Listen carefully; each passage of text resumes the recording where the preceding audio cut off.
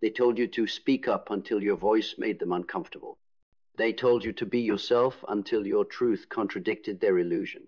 They told you to be strong, but only in the way that kept their secrets safe.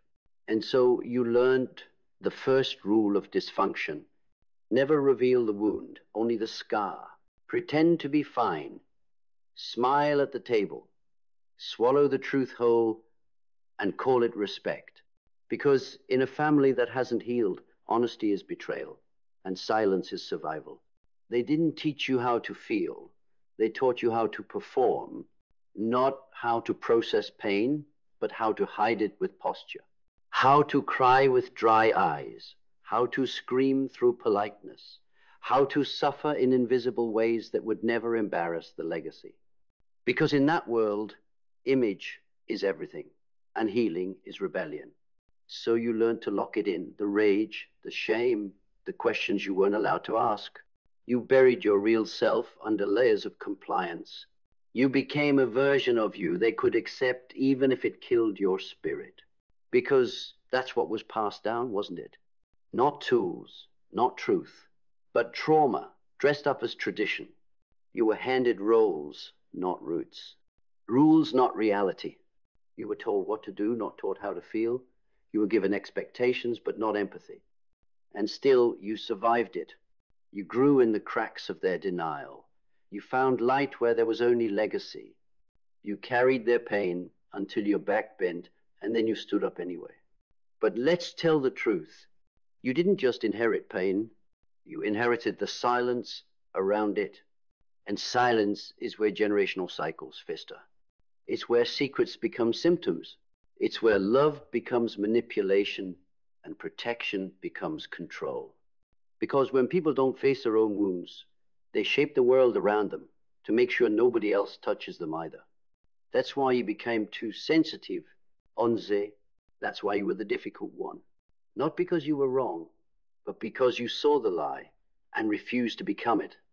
You were the mirror, and mirrors are dangerous in families where nobody wants to look. But you looked anyway, and now everything has changed. You're not here to blame. You're here to break the chain. You're not here to repeat what they did in the name of loyalty. You're here to speak what they couldn't in the name of liberation. You are not a product of your past. You are the pattern interrupt. The soul who came not to preserve the dysfunction, but to transform it.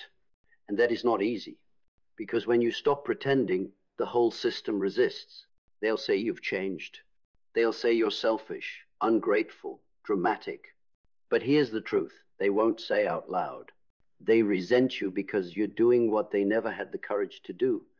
You're feeling, you're healing, you're saying, this ends with me, quote. And that kind of clarity threatens everything built on secrecy. So you will feel alone at first, misunderstood. You'll second guess yourself. You'll want to go back, to fold, to fit. Don't, because you were not made to fit in a story that requires your silence to survive. You were made to write a new one where love doesn't require performance, one where boundaries aren't betrayal, one where pain is not hidden, it's held, honored, and healed.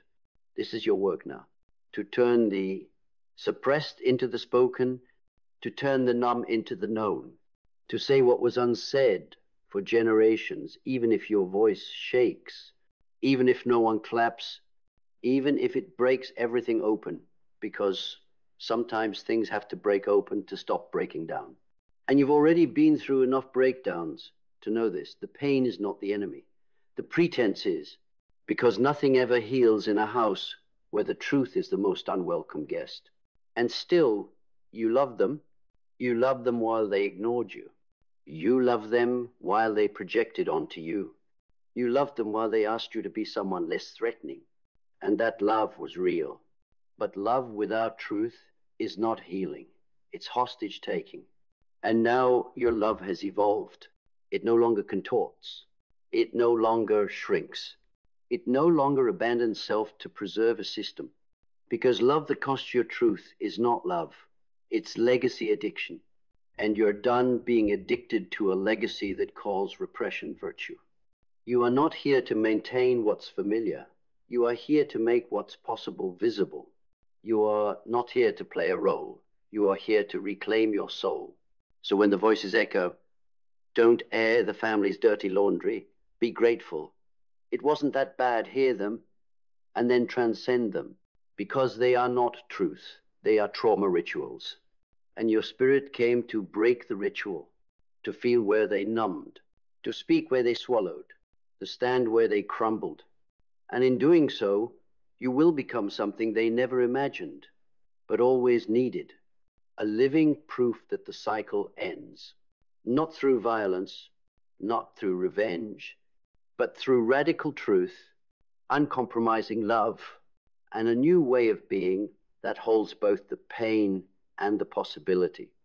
You start to see it in the smallest details, the subtle patterns, the unspoken rules, the coded glances at the dinner table when someone dares to say too much. The abrupt subject changes when the conversation gets too real. The discomfort that floods the room when truth tiptoes near the edge of exposure. This isn't just emotional habit, it's behavioral architecture, a code written into the emotional DNA of the home. And it exists to protect one thing above all, illusion. Illusion of unity, illusion of harmony, illusion of normal. But normal was never truth. It was a fragile agreement built around shared denial, a pact to prioritize peace over authenticity, silence over selfhood. And you, without meaning to, broke that pact, not by yelling, not by accusing, but simply by feeling what others had learned to ignore. That's all it took. You walked in with eyes that didn't glaze over, with a nervous system that couldn't stay numb, with a soul too honest to pretend, and that made you dangerous. Because families built on secrecy don't fear disobedience. They fear awareness. They can manage rebellion. They cannot tolerate insight. And your insight was not intellectual, it was visceral. You felt what no one dared articulate. You felt the suffocation behind the smiles, the fear beneath the laughter, the manipulation under the, I'm only saying this because I love you. You noticed how love was always wrapped in guilt, how affection was followed by withdrawal, how apologies never came unless someone was caught. You began to track the energy, not the words. And once you saw it, you couldn't unsee it. That's when the isolation began, the subtle exile, the cool distance, the changed tone in the voice, not because you were wrong, but because you became a witness. And witnesses aren't welcome in families addicted to performance. They don't want healing, they want harmony at any cost. Even if the cost is your voice, even if the cost is your truth, even if the cost is the slow, quiet death of your authenticity. But not you. You chose the harder path. You chose to carry the weight of reality. You chose to say, no, I won't pretend anymore.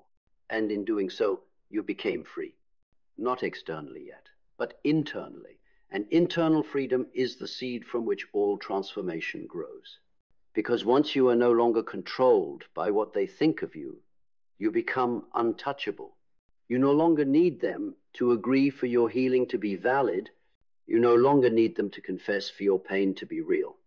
You no longer need them to change for you to evolve. That is the liberation they never prepared you for, because they weren't taught it.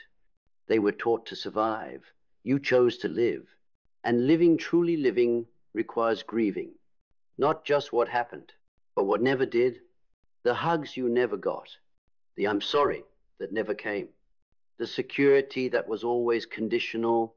The conversations that died before they began. You grieved the parent who wasn't ready. The sibling who couldn't see you.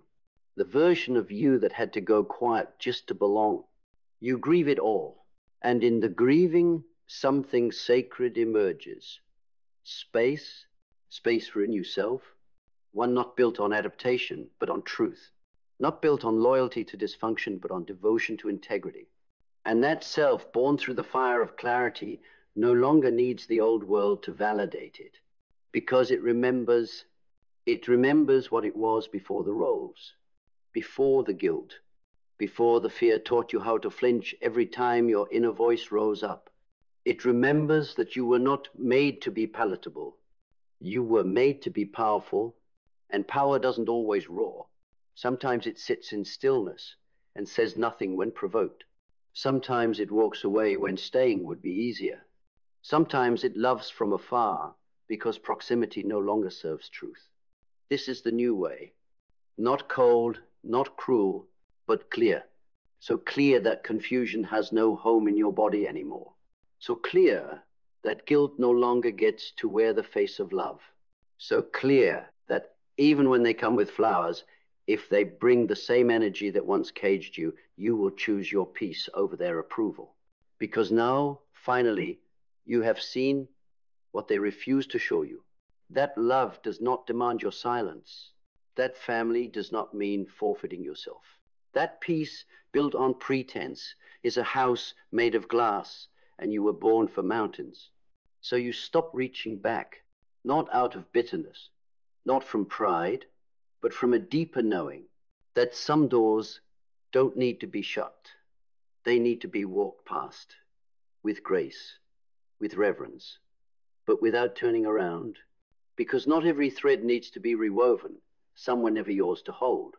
You begin to understand that loyalty to pain is not the same as loyalty to people. That honoring where you came from doesn't mean repeating it, and that your wholeness was never meant to be negotiated so others could remain comfortable in their fragmentation. You do not heal by dragging others toward the light. You heal by standing in it so completely that they either rise or retreat. And that standing, that unwavering clarity that becomes your compass, it shows up in how you choose now, in what you accept and what you don't, in how you speak when it would be easier to nod, in how you sit alone rather than bend to be included. This is your initiation into adulthood, not defined by age, but by alignment. No longer reactive, no longer rescuing. You no longer confuse empathy with enabling. You no longer confuse connection with captivity. You no longer play the savior in systems that never chose salvation. Because real love doesn't ask for a performance. It doesn't require a costume. It doesn't collapse when faced with reality. Real love holds, it stretches, it listens, it learns. And if it cannot do that, it is not love, it is legacy control dressed in affection. This is what makes your awakening unshakable. You are no longer living in their idea of you. You are now living in the reality of you, uncurated, unfiltered, unafraid. And it shifts everything. You start to feel your body differently. The tension loosens, the shoulders drop, the breath deepens, not because the pain is gone, but because the pretending is. You're no longer carrying what was never yours, no longer bracing for the backlash of your truth, no longer calculating how much of yourself to dim just to make the room feel safe. You're just here, fully, rooted in your own presence, walking in your own rhythm, answering only to what aligns with the truth that runs through your marrow like wildfire. And you begin to attract differently, not because your worth changed, but because your standards did. You're no longer interested in the shallow end of anything, not in love, not in conversation, not in how you show up in the world, because you've tasted depth, and now anything less feels like starvation. So you stop entertaining what no longer nourishes you. You stop responding to what you've outgrown. You stop explaining yourself to those who are committed to misunderstanding you, because you've learned that understanding isn't owed, it's earned. Through presence, through effort, through the willingness to see you as you are, not as you are convenient to be. And if they can't, you don't beg, you don't bend, you bless and move. Because you're not looking for where you once fit. You're creating space for where you now belong. Where truth is not punished, where growth is not betrayal, where connection does not require your erasure. And in that space, wherever you find it, even if it's only within yourself, you begin to rebuild.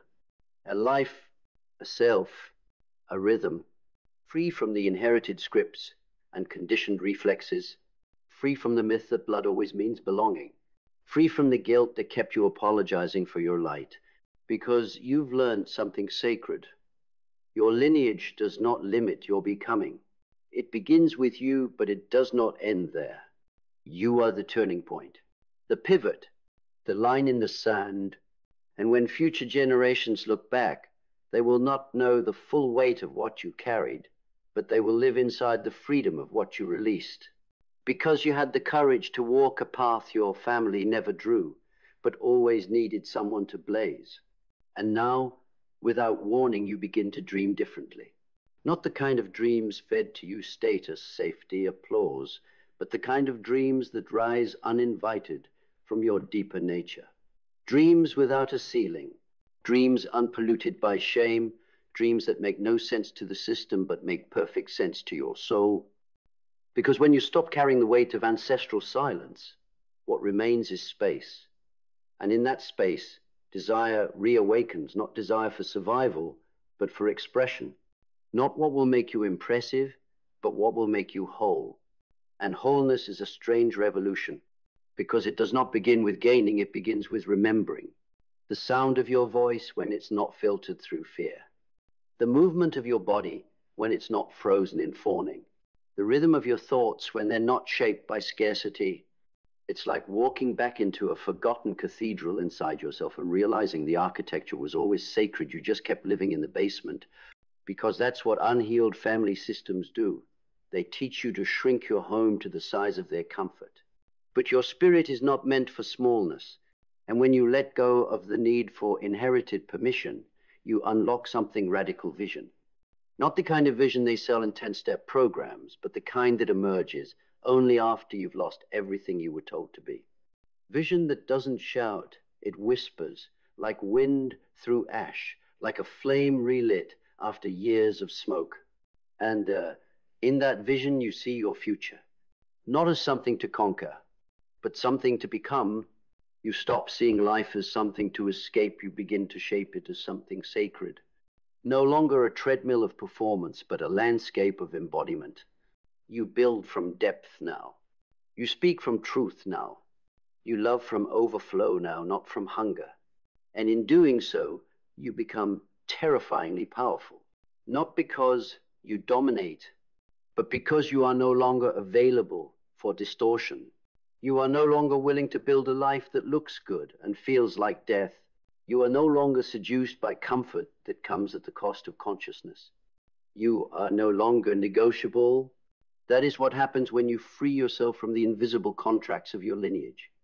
You step into your life like it's yours for the first time. You feel your intuition without asking for proof. You say no without explanation. You say yes without guilt. And the world begins to shift around you, not because it's changed, but because you have. Because the version of you that was built to be palatable no longer holds the pen. The author now is unafraid. The author now is unchained. And the story that is writing itself through your being is not a repetition. It's a reformation. It's a reckoning with the old gods of shame and suppression. It's a rebirth, louder than the silence that raised you, wiser than the fear that shaped you, stronger than the patterns that tried to bury you. Because your truth, once hidden in the cracks of your family's false peace, has now become the foundation of something unbreakable. And the life you are building, it is not a performance. It is a prophecy fulfilled. And then, without needing to explain why, you begin to move differently in rooms you once tiptoed through. Your posture changes, not out of pride, but from the absence of apology. You speak not to convince, not to pacify, not to maintain equilibrium, but to embody truth. You no longer scan faces for micro-approvals. You no longer dilute your words to protect egos. You no longer rehearse your worth in the minds of others before stepping into your power, because that power no longer asks to be received, it simply arrives. It doesn't wait for permission. It doesn't adjust itself to ancestral scripts. It moves with the clarity of someone who has stood in the inferno and come out with nothing but truth on their back and fire in their voice. This is not arrogance. This is restoration. And it makes you magnetic in ways you never expected.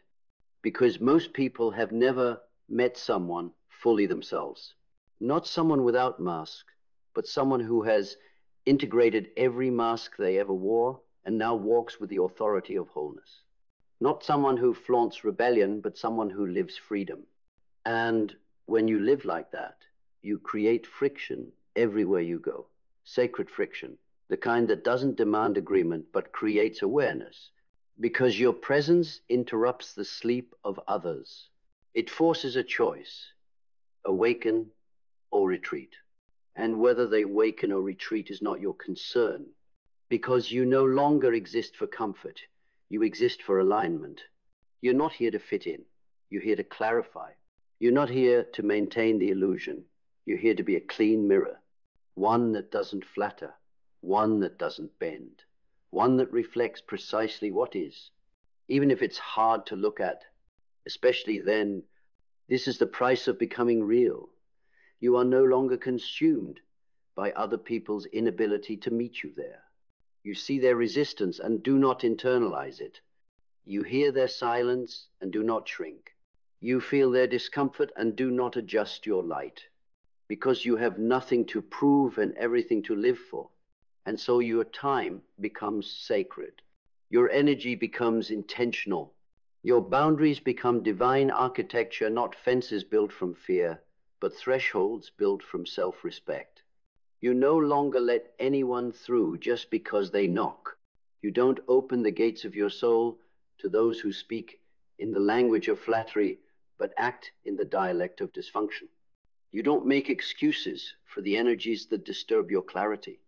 You no longer bleed to keep others comfortable. That season is over. The performance is over. The contracts you signed in silence, in guilt, in survival, they're all void now. You no longer play the role of the unproblematic one, the fixer, the peacekeeper, the emotional sponge. You play one role only now, the truth. And the truth has no costume. It only has presence. Unshakable, unedited, undeniable. You are not asking for your seat at the table anymore. You're building the table, carving it from the raw timber of every no that brought you closer to your yes. Every rejection that taught you how to anchor, every goodbye that became a gateway. You're not afraid to eat alone. You're not afraid to walk alone, because now you're not alone, you're with yourself. And being with yourself fully after years of abandonment disguised as love is liberation. It's not just healing, it's holy. And that holiness, that is what they can't understand. Not because it's foreign, but because it reminds them that they too once knew it before they traded it for approval, before they gave it up in exchange for belonging, before they lost themselves trying to maintain someone else's myth. You didn't just break a cycle. You remembered something sacred. You didn't become something new. You became what you were before you were ever told to forget. And then it happens quietly, without warning. A morning where your body feels like home again. A conversation where you say exactly what you mean and nothing tightens in your chest afterward. A pause where you once would have filled the silence with apology, now filled only with your breath. A glance in the mirror, not seeking validation, not critiquing your shape, not scanning for flaws, but seeing presence, seeing someone here, not surviving, not performing, just existing real. This is what returns when you remove the weight of false duty, simplicity, the elegance of a life no longer built on codependency, the strength of a soul no longer seeking rescue, the profound calm of not being at war with yourself. No dramatic crescendo, no thunderclap, just you returning to your life, not the one you inherited, but the one you chose. And when you choose that life, it breathes with you. You notice it in the way your intuition sharpens, in the way nature begins to speak again, in the way you hear what people aren't saying, and trust what your body tells you before your mind tries to translate it into something acceptable. Because now you know your body was never lying. The tightness wasn't weakness, it was a warning. The tension wasn't inconvenient, it was intelligence. The tears weren't drama, they were sacred data. but they told you otherwise. They call your intuition paranoia, your boundaries selfish, your Noah betrayal. Because to those still enslaved by image, your truth will sound like rebellion. And they may never say it, but you can see it in their eyes, that flicker of recognition, that half second of envy, that moment where they feel it. You're free. And they could be too. But freedom is not a gift, it's a choice. One you must make again and again, in small moments, in big ones. Every time you choose not to answer a call that drains you, every time you speak when silence would keep the peace but kill your integrity, every time you say no without cushioning it in softness to make others feel better, you become more you each time. You walk deeper into your own name, not the one they gave you, shaped you, or edited. The real one, the name spoken only in silence, heard only in surrender. And in that name, you no longer ask life to explain itself. You no longer need to know why the storms came. You just know you survived. And more than that, you emerged whole, not untouched, not unscarred, but whole in the only way that matters, intact at the soul. Because this is what it means to break a lineage of pain. Not that you walk without wounds, but that you no longer pass the knife. You no longer disguise harm as tradition. You no longer teach silence as virtue. You no longer baptize self-erasure as sacrifice. You teach something else now without needing a podium. You teach it by being. You walk into the world full and honest, and your presence becomes prophecy. Proof that transformation is not a miracle, it's a decision, made again and again, each time you breathe into your truth. Each time you choose alignment over attachment. Each time you refuse to collapse into someone else's comfort zone. You become the very thing they said you'd never be without their approval. Free, whole, alive. And you smile not because you've arrived, but because you finally remembered you were never broken. You were just buried beneath generations of forgetting. And now you are home. And now there is nothing left to explain. No more letters written in your head at midnight. No more imaginary arguments with ghosts who will never understand. No more rituals of self-doubt performed in rooms you've long outgrown. Because the war is over.